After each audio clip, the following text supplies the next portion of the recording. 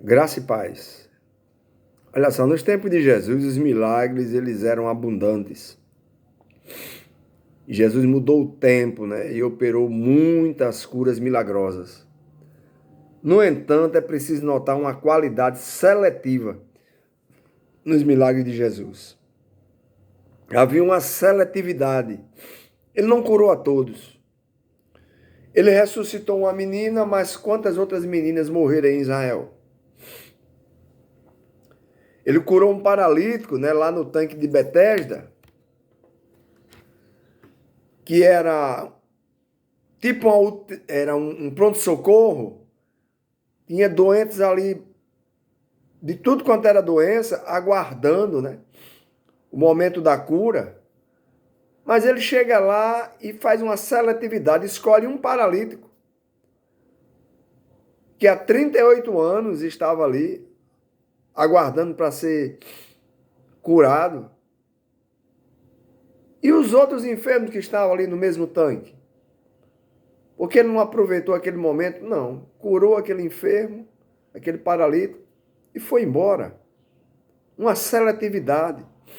Então, ao lermos, né, de maneira superficial os evangelhos, queremos que Jesus resolva o problema da fome, que ele destrua os vírus, que ele resolva todos os problemas da terra, e isso não é o que a Bíblia diz, gente.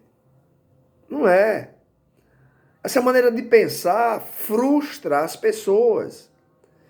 Jesus não veio ao mundo para reverter as leis da natureza que já estão estabelecidas.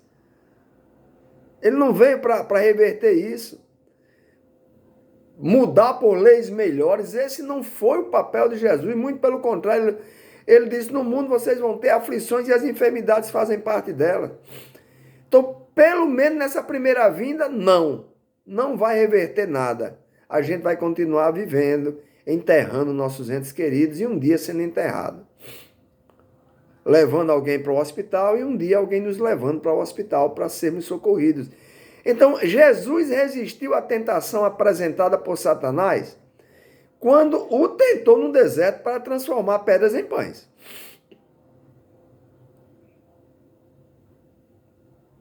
Jesus não resolveu o problema nem da fome dele naquele momento que estava há 40 dias jejuando para passar por aquele momento.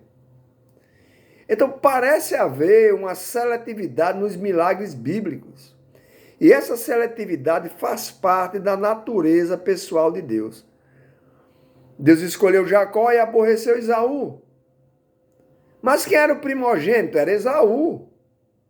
Mas Deus avisou a mãe dele, ei, o mais velho vai servir ao mais novo. Como assim? Esaú é o primogênito, como é que ele vai servir a Jacó? É Jacó que vai servir a ele por causa das regras da primogenitura. Então Jesus disse, não, vai ser o contrário, eu quero que seja o contrário. Deus avisou a mãe dele. Então ele quebra o escrito acerca da primogenitura para colocar lá Jacó no lugar do seu irmão. Deus escolheu Davi, que não era um soldado, para lutar com um gigante que afrontava Israel, mas não escolheu os irmãos de Davi, que eram soldados profissionais. Deus resgatou Pedro e Paulo da prisão, mas no fim os dois foram novamente presos e executados. Então Deus apresenta preferências que, se partisse de nós, pareciam esquisitas, mas Ele é Deus, Ele sabe de todas as coisas.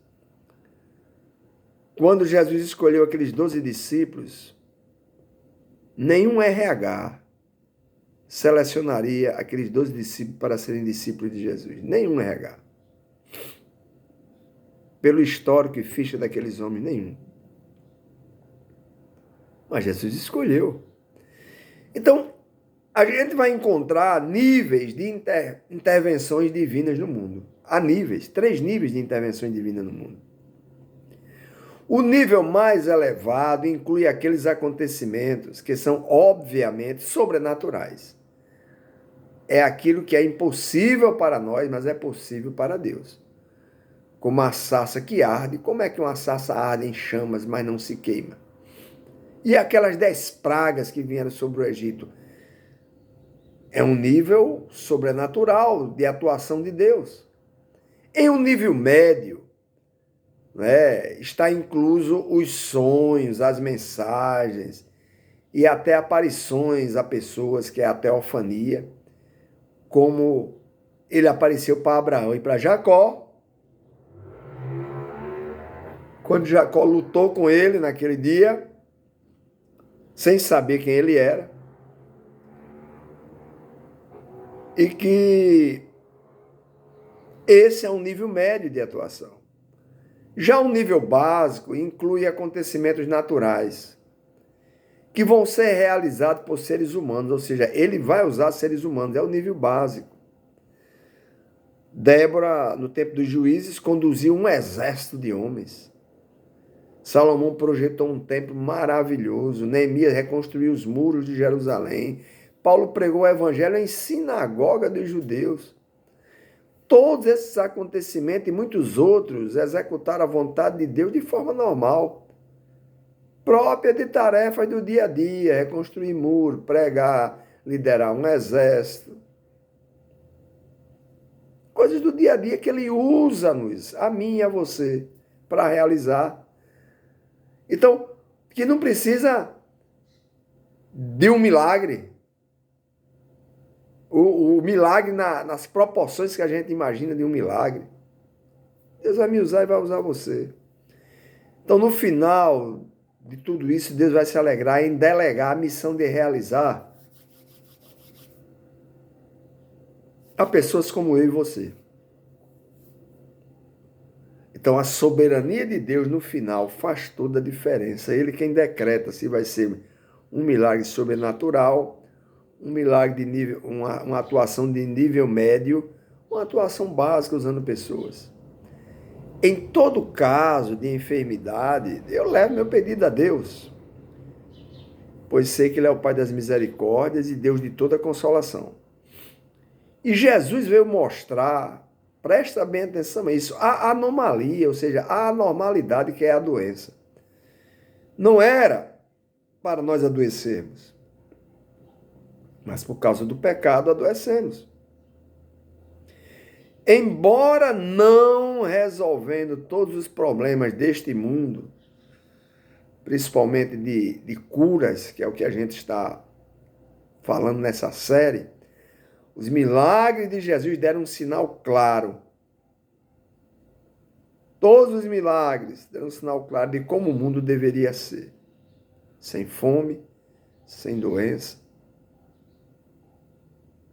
E algum dia será. Algum dia vai ser.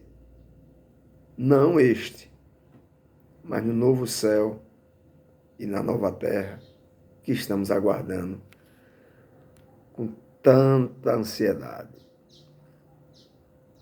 Então vamos pensar nisso. Porque compreendendo isso, a gente vai viver melhor e amar mais a esse Deus. Porque é assim que é. Vamos colocar em prática? Deus abençoe você.